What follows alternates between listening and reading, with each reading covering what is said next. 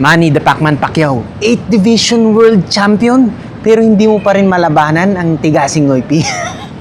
Pero nilabanan mo noon si DKU, yung kumikero na yon, yung Koreano, sa isang exhibition match, ha? Manny Pacquiao, alam mo, kapwa kitang born again Christian. At alam ko ang mga Kristiyanong born again ay mga selfless na tao. Yung talagang tutulong sila sa kapwa nilang born again kapag alam nila na maganda ang motibo, maganda ang intensyon, no? Ganoon naman tayo di ba? Dahil nga ito, ginagawa ko ang lahat ng ito para sa bansang Pilipinas, para sa mga kababayan ko. Wala ni 1% ang para sa sarili ko dito. Kahit sarili kong mga magulang sinusuway ko Gusto nila akong patigilin na at magpayaman na lang daw ako. Pero sabi ko, hindi ko kaya Sabi ko sa airmat ko, sa airpods ko. Dahil nga talagang feeling ko responsibilidad ko ito sa bansa ko na talagang magsalita, manuligsa kung kinakailangan. At Manny Pacquiao, kahit na ganyan, idol rin naman kita, no? Bilang pambansang kamao. Pero talagang tinutuligsa kita sa mga ideologies mo, no? Lalo na nung, para kang sambang-samba o para kang puring-puri dyan kay BBM nung nakaraang SONA.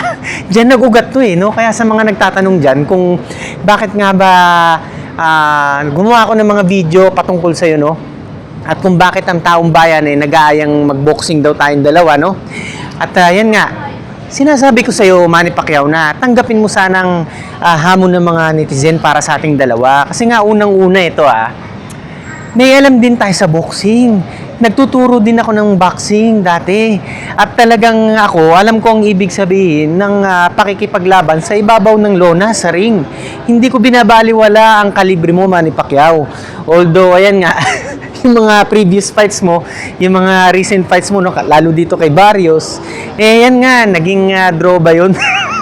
Okay lang yan. Kasi nga, pag umiidad talaga, medyo, yan nga, kinakalawang din ng mga buto, no? At bumabagal, nawawala ang liksi, nawawala din ang bilis ng footwork. Na dati talaga, yan ang hinahangaan ng karamihan sa'yo, no? Kahit ako nga, di ba? Yung pa in and out mo ng ganyan, di ba? Yan ang hindi ko talaga maiwasang i-adapt din kapag ako'y lumalaban kahit sa mga sparring, no? Tsaka yung mga estilo mo, yung tinatawag natin na yung very aggressive fighter ka, no? Na talagang kahit nga mas malaki ang nakakalaban mo, talagang pinapasok mo yan sila De La Hoya, sino yun yung malaking nakalaban mo? Margarito, di ba? Pero dun kay Mayweather, medyo sumabit ka. Kinulang ka, Manny Pacquiao, sa strategy, Imaginein mo na lang, kung Mayweather ang pag-uusapan, si Maidana na lang, di ba? Nakailang laban siya kay Mayweather, hindi lang isang beses. Kasi ang mga tao, talagang nakita na talagang pumapalag si Maidana, nakikipagsabayan. Kumbaga, nagtuthrow siya ng mga haymaker shots, Kahit na alam niyang yung iba, pabara-bara na, pero talagang gusto niya talagang bumigay yung depensa ni Mayweather, yung Philly Shell defense, no? Kayang-kaya mo sana yan, Manny Pacquiao, nung lumabang ka kay Mayweather, Ewan ko sa mga coach mo, o baka mamaya talaga, hanggang dyan ng skills mo, no, na yan nga, natalo ka kay Mayweather. Okay lang yun. Pero yan nga, no, yung pakikipaglaban mo kay DKU dun sa Koreanong kumikero, no, yung sa isang exhibition, bakit hindi mo malabanan ng Tigasing Noipi na dihamak na mas magaling, mas malakas at mas mabilis at mas seryosong lumaban kaysa dun sa DKU na yun? Ha? Diba? Manny Pacquiao, alam mo, mas kakabahan pa nga ako Hindi mas kakabahan kasi sa'yo pala, hindi ako kinakabahan totally, ha? Kay Janriel Casimero na lang, yung kababayan natin, no? Sa mga Bisaya dyan, yan. Kay Idol Cuadro Alas natin, no?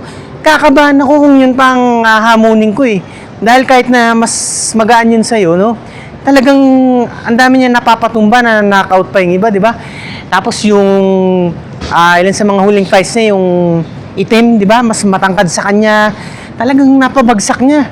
At talagang si Casimero, kahit yung kapatid lang niya nagtitrain sa kanya, si Kuya Lod sa Kalam, talagang kita nyo, nananalo pa rin. Yan ang ating Janriel Casimero. Kumbaga yan ang susunod sa'yo, yan ang susunod na papalit sa'yo, Pacman, no? Pero mabalik sa'yo, Manny Pacquiao, no? Alam mo, hindi lang ito basta mensahe na gusto ko iparating sa'yo, na gusto ko itang malabanan sa isang friendly boxing match, no? Kung hindi, gusto ko rin ma-inspire ang ating mga kababayang Pilipino na magbigay ako ng mensahe about the word determination, no? Kasi alam nyo, bilang Kristiyano, gusto kong ibahagi itong buhay ko sa mga followers ko, sa inyo mga Kanoypi, bilang isang inspirasyon ng pagbangong muli mula sa mga kapalpakan, sa mga pagkatalo, sa mga pagsubok ng buhay na hindi natin inaasahan pero talaga dumarating ng dumarating, no? Minsan talaga sunod-sunod, yan na aking experiences, sunod-sunod. Pero kahit ganun pa man, no, hindi nawala ang aking pananalig sa Diyos. Minsan medyo kumakalas ako, nawawala, no? Pero ang Diyos talaga, God's grace talaga eh. Manny Pacquiao, alam mo to. Kristiyano ka eh, di ba? Nagsishare ka pa nga ng mga Bible verse eh. Ang Panginoon, hinahatak pa nga tayo eh, kahit na lumalayo tayo eh. No? Hinahatak pa tayo, panapit sa Kanya ng Panginoon. Ganyan ang grasya ng Panginoon. No? Hindi natin deserve na mahalin tayo. Hindi natin deserve na tulungan tayo ng Panginoon. Dahil hindi tayo perfecto mga tao, nakagawa tayo ng mga pagkakamali in our past. No? Pero that's the nature of God's grace, mga Kanoypi. No? Gusto kong i-share yan sa inyo. Isa yung katotohanan. At etong buhay ko na to, kahit simple, pero ito isang patotoo, testimonya na talagang yan ay totoo ang grasya ng Panginoon. No? Kaya Manny Pacquiao, talagang mensahe ko to sa'yo, hindi lang para magpayabang o magparami ng followers, maling-mali yun. Ito ay para din makapag-inspire ng aking mga followers, ng mga kababayan ko, mga Noypi, no? Na sana maisip nila na kung humarap man sila sa mga kabilang mga problema, pagsubok sa buhay, huwag kayong susuko mga Kanoypi. Dahil nga kung ako, napakaraming masasakit mo, pait na eksperyensya sa aking buhay yung dinanas ko, no? Mula sa, sige, simulan na lang natin dito sa medyo summarize na, no? Para hindi na masyadong mahaba, hindi na mala MMK. Pagkawalay ko na lang sa pamilya ko, sa 7 years old kong anak na ngayon, hindi ko nakikitang lumalaki mula pa nun, nung mawala ako dyan sa Pinas. Dahil sa Dahil sa pagmamahal ko sa aking lugar dun sa Makati. Lumaban tayo mag-isa against malalaking drug lords, drug pushers, narco politicians dyan sa lugar ko sa Makati City. Kaya talagang kailangan kong gawin yun, no?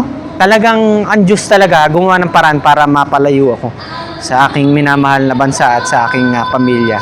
Dahil nga siguro alam ng Diyos na talagang may tendency ako na magwala nun sa sobrang pagiging violente ko na, dahil nga parang ginawa ko naman ng tama, lumaban ako para sa tama, para sa mga kalugar ko, sa kababayan ko, mga Pilipino, mga taga Makati, pero parang ako pa yung nagipit, ako pa yung inoppress, di ba? Parang si Doc Yumol, yung kita nyo, nakagawa na ng malalagim na mga bagay, di ba? Ang Panginoon, pinasasalamatan ko, hindi ako umabot sa ganung punto. Pero sa loob-loob ko, kahit ngayon, mas higit-higit pa doon ang magagawa ko. Dahil, talagang tayo ang pinakabuo buo sa loob talaga. Kahit dati pa man, no? Actually, hanggang ngayon. Pero ngayon, ginagamit ko itong binigay ng hindi lang pangalawang pagkakataon, hindi lang pangatlo, pang-apat, pang-lima, hindi lang eh. Napakaraming tsansa na mabuhay ulit, no? Binigay yan sa atin ng Panginoon. Saka ko na ikukwento iba, mahaba masyado sa ating vlog. Basta yun lang, Manny Pacquiao. Sana lang i-considera mo na matulungan mo din ang iyong Christian brother, ay yung born-again Christian brother na kahit papano, alam mo, gusto ko rin naman talaga umangat sa social media. Hindi ako hipokrito eh. Aaminin ko na talaga, no? Para saan? Para sa sarili ko? Para sa pera? Wala, hindi yun. Para sa bansa ko.